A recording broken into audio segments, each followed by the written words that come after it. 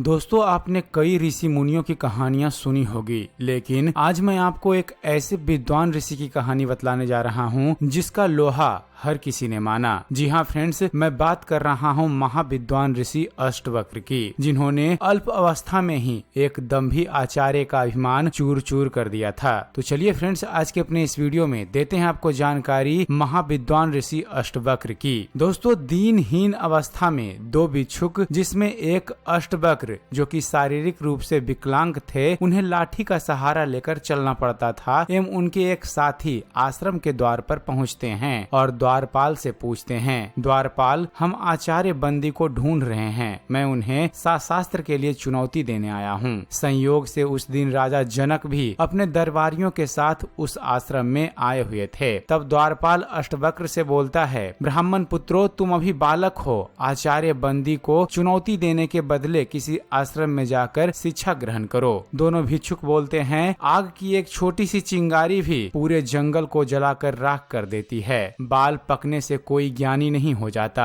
और ना ही घनायु और कुलीन होने से कोई बड़ा। ज्ञान की साधना करने वाला ही वृद्ध और महंत होता है। हम ज्ञान वृद्ध हैं, इसलिए हमें भीतर जाने दो और महाराज जनक और आचार्य बंदी को हमारे आगमन की सूचना दो। अंदर से महाराज जनक ने ये सुनकर द्वारपाल को कहा, अश्वसेन, उन्हें अंदर आने दो। लाठी का सहारा लेते हुए अष्टवक्र व उनके साथी अंदर आते हैं और जैसे ही अध्ययनरत विद्यार्थियों के बीच वे पहुंचते हैं तो सभी उनके विकलांग शरीर को देखकर उन पर हंसने लगते हैं। यह देखकर अष्टवक्र भी जोर जोर से हंसने लगते हैं। अष्टवक्र की हंसी देखकर सब चुप हो जाते हैं। यह सब दृश्य देखकर महाराजा जनक ऋषि अष्टवक्र से पूछते हैं, ब्राह्मण देवता, आप सभा को देखकर इस तरह क्यों हंस रहे हैं? तब ऋषि अष्टवक्र झुककर जनक को प्रणाम करते हुए कहते हैं, महाराज, मैं तो यह सोचकर यहाँ आया था कि जनक की सभा में आकर इन विद्वानों के बीच मैं आचार्य बंदी को शास्त्र के लिए चुनौती दूंगा, लेकिन यहाँ आकर यह लगा कि यह तो मूर्खों की सभा है। मैंने अपने हंसने का कारण तो बता दिया, अब आप अपने मूर्ख विद्वानों से पूछें कि वे किस पर हंसे, मुझ पर या उस कुम्हार अर्थात भगवान पर जिसने मुझे बनाया। तब राजा जनक ऋषि अष्टवक्र के सामने खड़े होकर उनके सामने हाथ जोड़कर बोलते हैं, ब्राह्मण कुमार, मुझे और इन सभी को इस अज्ञान के लिए क्षमा करें, पर मेरा निवेदन है कि अभी आप आचार्य बंदी से शास्त्र करने के लिए व्यस्क नहीं हुए हैं। आचार्य बंदी से शास्त्र करना कठिन है, उनसे पराजित होने वाले को जल समाधि लेनी पड़ती है, इसलिए आप और विद्या अध्ययन करें। तब ऋषि अष्टवक्र राजा से कहते हैं, हे राजन, आचार्य बंदी से शास्त्र करने के लिए मुझ पर गुरु कृपा ही पर्याप्त है और जो अमर है उसे मृत्यु का क्या भय। किसी महान उद्देश्य के लिए प्राण देना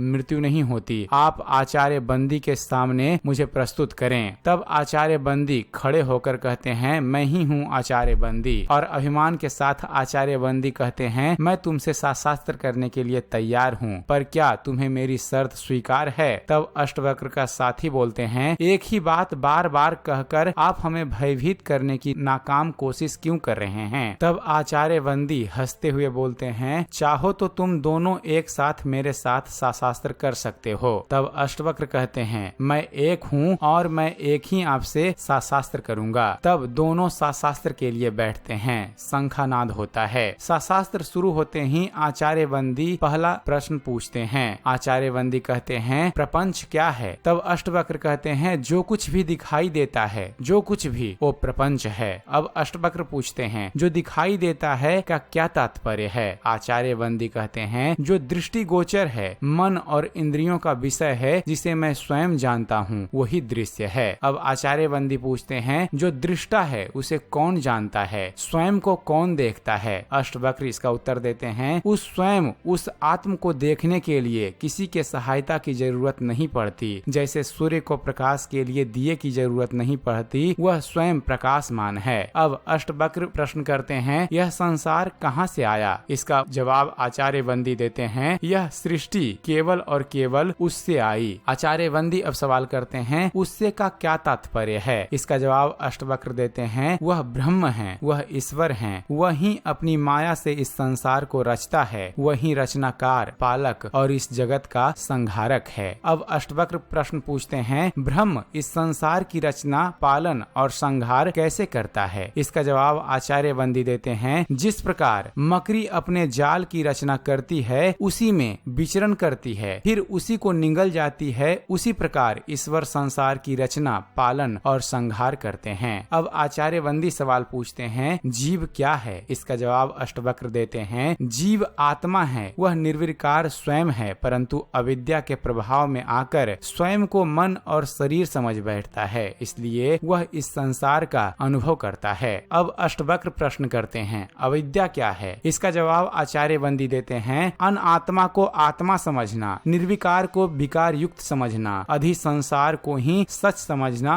अविद्या है। अब आचार्य बंदी प्रश्न पूछते हैं कि विद्या क्या है? इसका जवाब अष्टवक्र देते हैं, आत्म का ज्ञान विद्या है, वह जो हमें सारे दुखों, पीड़ाओं, बंधनों, अज्ञान, प्रतियोगिताओं, भ्रमात्मक कल्पनाओं से मुक्ति दिलाए, वह विद्या है। जो हमें द्वैत के भाव से, हम दो हैं के विचार से, तुम और मैं के भेद से मुक्ति दिलाए, वह विद्या है। विद्या दृष्टि देती है, जिससे मनुष्य अपने ब्रह्म रूप को पहचान सके। ऋषि अष्टवक्र का जवाब सुनकर सभी विद्वान एक स्वर में बोलते हैं, साधो साधो साधो। तब अष्टवक्र प्रश्न पूछते हैं, ब्रह्म को जानने की प्रक्रिया क्या है? इसका जवाब आचार्य बंदी देते हैं, ब्रह्म को जानने के दो मार्ग हैं। पहला मार्ग यह जानना कि ब्रह्म क्या नहीं है, जो ब्रह्म नहीं है उसका निषेध करना, सब नाम, गुण, रूप, सदोष और परिवर्तनशील वस्तु का निषेध कर निर्विकार को जानना। दूसरा मार्ग सत्य जैसा है उसे वैसा ही पहचानना, वह अस्तित्व रूप है, उसके बिना संसार का अस्तित्व ही नहीं है, वह ब्रह्म ही था, वह ब्रह्म ही है, इसलिए मैं ब्रह्म हूँ, तुम ब्रह्म हो, हम सब ब्रह्म ही हैं, इसलिए सारा संसार ब्रह्म है। सभी विद्वान फिर से एक स्वर में बोलते हैं, साधो साधो। इसके बाद अष्टवक्र फिर प्रश्न पूछते हैं, ब्रह्म को कैसे जाना जा सकता है? आचार्य बंदी इसका जवाब देते हैं, ब्रह्म को सही सामाजिक व्यवहार, आध्यात्मिक चिंतन, ध्यान पूर्वक सुनने, नित्य अनुभवों पर विचार करने, निष्कर्षों पर मनन करने तथा समाधि में जाकर जाना जा सकता है। अब आचार्य बंदी प्रश्न करते हैं, ब्रह्म ज्ञानी के लक्षण क्या हैं? इसका जवाब अष्टवक्र देते हैं, यदि कोई दावा करता है कि उसने ब्रह्म को जान लिया तो वह ब्रह्म को नहीं जानता। ब्रह्म को जानने के साथ ही ब्रह्म को जानने का अहंकार मिट जाता है। आचार्य बंदी फिर से प्रश्न करते हैं, क्या उसे तर्क से जाना जा सकता है? इसका जवाब अष्टवक्र देते हैं, नहीं, पर तर्क सहायक हो सकता है। अब अष्टवक्र प्रश्न करते हैं, क्या उसे प्रार्थना और भक्ति से जाना जा सकता है? इसका जवाब आचार्य बंदी देते हैं, नहीं, परंतु प्रार्थना और भक्ति सहायक हो सकती है। आचार्य बंदी फिर सवाल करते हैं, क्या उसे योग व मनन से जाना जा सकता है? अष्टवक्र इसका जवाब देते हैं, नहीं, पर योग व मनन सहायक हो सकते हैं। दोस्तों, शास्त्र का अंत होता नहीं दिखाई दे रहा था। दोनों एक दूसरे पर भारी पड़ रहे थे कि अचानक बंदी को ये नहीं सूझता कि वह अष्टवक्र के प्रश्न का क्या उत्तर दे। वे मौन हो गए। तब अष्टवक्र बोलते हैं, आचार्य उत्तर दें, आचार्य उत्तर दें। इस पर भी आचार्य बंदी के शांत रहने पर सभी अष्टवक्र की जय जयकार करने लगते हैं। उनके गले में फूलों की माला पहनाई जाती है। महाराज जनक भी उठकर उनको माला पहनाते हैं और उन्हें प्रणाम करते हैं। तब आचार्य बंदी कहते हैं, मैं अपनी पराजय स्वीकार करता हूँ, मैं जल समाधि लेने के लिए तैयार हूँ। तब अष्टवक्र कहते हैं, मैं आपको जल समाधि देने नहीं आया हूँ आचार्य बंदी। याद होगा आप सबको कि आचार्य बंदी के अभिमान और इस प्रथा के कारण कितने निर्दोष विद्वानों की जान जा चुकी है। आचार्य बंदी याद करें, आचार्य कहोड़ को मैं उसी आचार्य कहोड़ का पुत्र हूँ। आज मैं विजयी हूँ और आप पराजित। मैं चाहूँ तो आपको जल समाधि दे सकता हूँ, परंतु मैं ऐसा नहीं करूँगा। आचार्य बंदी, मेरा क्षमा ही प्रतिशोध है। और ऋषि अष्टवक्र रोते हुए कहते हैं, मैं आपको क्षमा करता हूँ आचार्य बंदी। आचार्य बंदी रोते हुए अष्टवक्र से कहते हैं, प्राण लेने से भी बड़ा दंड दिया है तुमने मुझे बालज्ञानी, मुझसे पाप